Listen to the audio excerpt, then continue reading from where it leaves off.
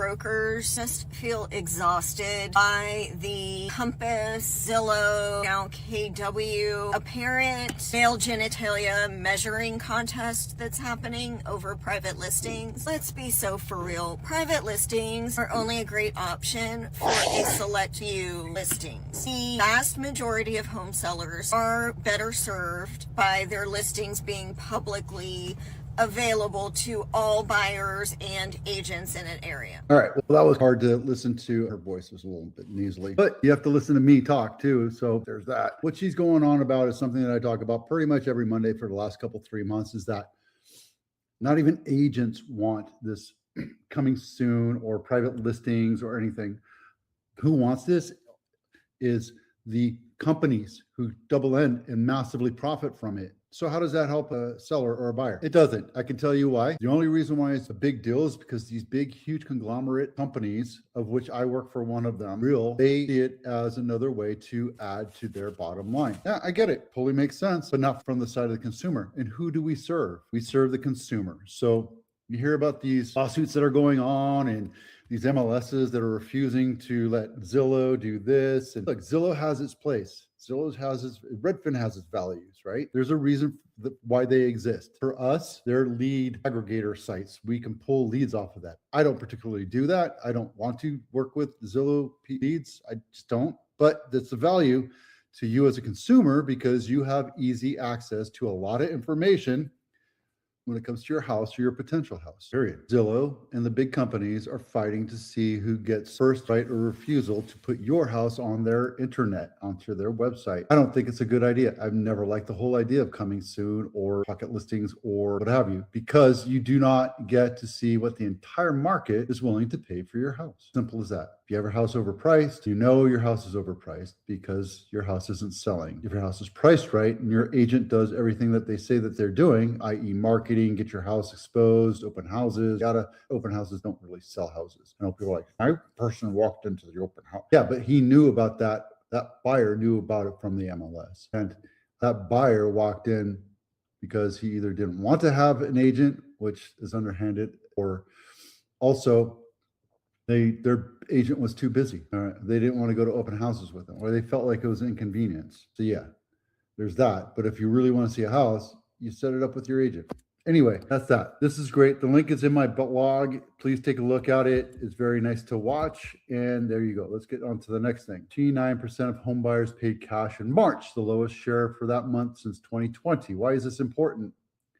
Because we see shifting. The rates are still 7 right now. Unquoted data, no points. 0.7% is still very unaffordable for a lot of people. Yet even buyers with all cash are not buying houses. Why? They are. It's not as much as they were the same time last year, because the housing is contracting right now. The housing market is contracting across the globe, across the US, not necessarily in your zip code or your neighborhood, right? But overall it is. Buyers are feeling jittery about the economy, and it's not financially comfortable to drop a huge chunk of money into a home. They may prefer some cash on hand. What are people with money doing right now? Well, they're keeping it in the stock market. They're buying crypto, or they're buying businesses, not necessarily houses right now. So I suggest you diversify. I'm not a financial expert, so go talk to your financial guy and find out what they say, right? Cash purchases are most common in affordable metros and places that attract affluent retirees, right? So there you go, Riverside, Fort Lauderdale, Palm Beach, yada. They also cited something around here about the war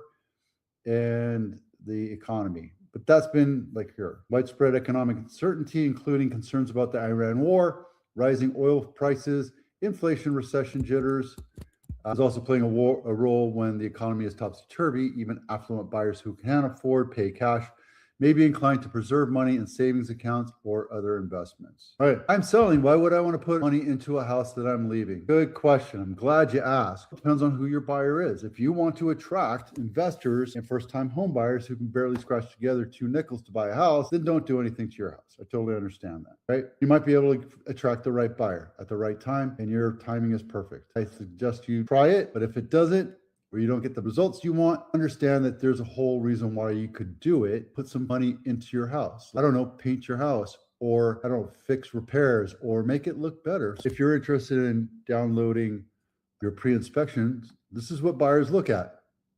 right? They look at every nook and cranny. They want to have an inspection. If you have an inspection done ahead of time, then you can say, I want this thing done as is. So there you go. Staging is the only service for selling property. Okay, let's see who wrote this. Let's check out our resources. Kristen Ray, I guess she's a staff writer. Let's see, Kristen Ray doesn't really talk about it, but she obviously says that it's a marketing tool. It has an ROI. It makes your house look nice. Yeah, absolutely, dude. If you have houses, if you have couches and tables that look like 1990, get rid of them. Don't even take it with you to the next house. I don't care if you like it or not. Get rid of them. Don't try to give them away. Don't try to sell them. Get rid of them. Take them to the trash.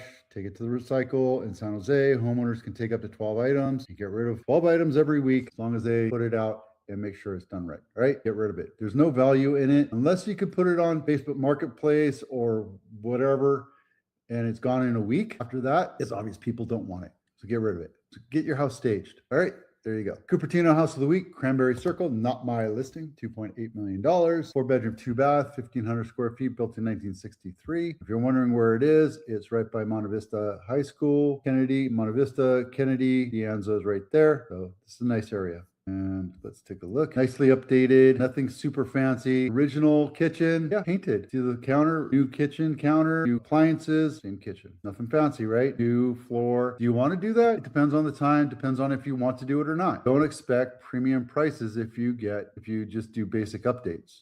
Right? There's a nice barbecue fireplace there and grass. This could have been a flip. I doubt it though, because the cabinets are original. This is Willow Glen House of the Week, $1.5 million, 3-bedroom, 2.5-bath, 1,900 square feet, a little bit more bang for the buck for a lot less buck. Let's take a look inside. This is Willow Glen. And of course I chose it because this is a busy street. Look at that.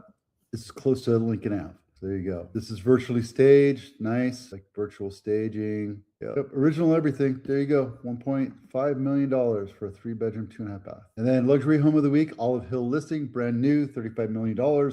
Not my listing. 6-bedroom, 5-bath, 6,500 square feet. This looks familiar. I think we did talk about this last week.